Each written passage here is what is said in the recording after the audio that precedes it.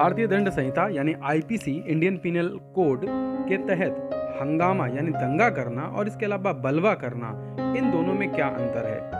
बहुत ही महत्वपूर्ण प्रश्न है। आपके एग्जामिनेशन में ये प्रश्न काफ़ी पूछा जाता है और आगे भी पूछा जाएगा, तो इसलिए इनके टॉपिक पर आप बिल्कुल क्लियर हो रहे हैं कि इन दोनों में बेसिक डिफरेंस क्या है। तो हंगामा जिसे हम लोग एफरेरे कहते हैं और बलवा जिसे हम रियॉट कहते हैं, तो इन दोनों को बड़े ध्यान से समझने की जरूरत है। पेन पेपर लेकर बैठ जाएं, जो चीज़ें आपको नोट करने लायक लगेंगी तो अपने पास नोट करते जाइए। जैसे हंगामा की बात करें तो आईपीसी में यह 159 धारा लिख लीजिए, 159 में दिया हुआ है यानी 159 में, और इसमें परिभाषा दी गई है कि अपराध के गठन के लिए कम से कम 2 व्यक्तियों का होना आवश्यक है, यानी हंगामा करने के लिए। तो बड़ी चीज़ों को अच्छे से क्लियर कर लें। लेकिन बलवा की बात करें, अब ये हुई बात हंगामा की, अब बलवा की बात करें तो बलवा जो है 146 में दिया है यानी 146 में धारा में आईपीसी में, और इसके अंतर्गत अपराध की रचना के लिए कम से कम 5 व्यक्तियों का होना आवश्यक है। तो पहला पॉइंट दोनों में डिफरेंस का, बलवा के लिए 5 व्यक्ति होने चाहिए, हंगामा के लिए कम से कम 2 व्यक्ति होने चाहिए और बलवा के लिए कम से कम 5। तो दोनों में पहला डिफरेंस आईपीसी के अनुसार ये है। दूसरे डिफरेंस की बात करें यानी दूसरा अंतर क्या है, तो हंगामा की बात करें तो हंगामा इस अपराध के लिए केवल वे ही व्यक्ति दंडित किए जाएंगे जो वास्तव में इस दंगे में हंगामे में भाग लेते हैं। यानी हंगामा के अंदर केवल वही व्यक्ति होगा जो फिजिकल तौर पे यानी शारीरिक तौर पे उस जगह पे शामिल हो या उस किसी भी तरीके से शारीरिक तौर पे वह वहाँ शामिल हो, तभी वो हंगामा के अंतर्गत दोषी होगा। इसके अलावा बलवा की बात करें तो बलवा में जो अपराधी भाग लेता है उसमें उस व्यक्ति के अलावा वे व्यक्ति भी दंडित किए जाएंगे जो विधि विरुद्ध जमाओं के सदस्य हैं, भले ही उन्होंने वास्तव में बल का प्रयोग ना किया हो।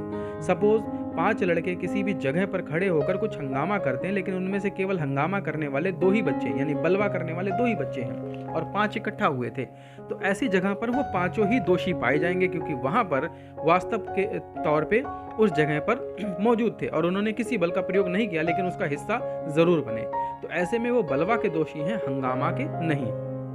तीसरा महत्वपूर्ण अंतर, हंगामा यह अपराध यानी हंगामा अपराध जो होता है किसी सार्वजनिक स्थान पर किया जाना चाहिए। कोई पब्लिक प्लेस हो, जैसे हॉस्पिटल हो गया, रेलवे स्टेशन हो गया, बस स्टॉप हो गया, ये एग्जाम्पल्स हैं, उदाहरण के तौर पे ये चीज़ें हैं। ऐसे ही कोई सार्वजनिक स्थान होना चाहिए। लेकिन जब बलवा की बात करें तो यह अपराध किसी भी स्थान पर किया जा सकता है, यानी बलवा किसी के घर पर भी हो सकता है जो सार्वजनिक स्थान नहीं है, किसी के घर के दरवाजे पर भी हो सकता है जो एक सार्वजनिक स्थान नहीं है, किसी के ऑफिस में हो सकता है प्राइवेट जो कि एक जो सार्वजनिक स्थान नहीं है। तो ये चीज़ों को आपको यहाँ पे समझना है, दोनों में बेसिक अंतर को। फिर हंगामा की बात करें तो हंगामा में दंगा करने वाले जो व्यक्ति होंगे वो कोई सामान्य उद्देश्य नहीं होता, यानी इनका कोई पर्पस ऐसा नहीं है कि ये काम करने आए हैं।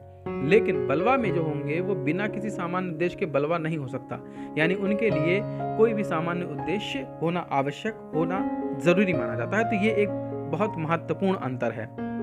फिर बलवा यानी दंगा जो है उसकी अपेक्षा कम गंभीर होता है, यानी बलवा जो है दंगा के कंपैरिजन में कम गंभीर है। बलवा में थोड़ा सा जो एक अपराध है वो कम गंभीर माना जाता है, लेकिन दंगा जो है वो बलवा की अपेक्षा ज़्यादा गंभीर अपराध है, यानी कि जो दंगा है उसे ज़्यादा गंभीर अपराध माना जाता है धारा 159 के अनुसार, और जो बलवा है धारा 146 उसे कम गंभीर अपराध माना जाता है।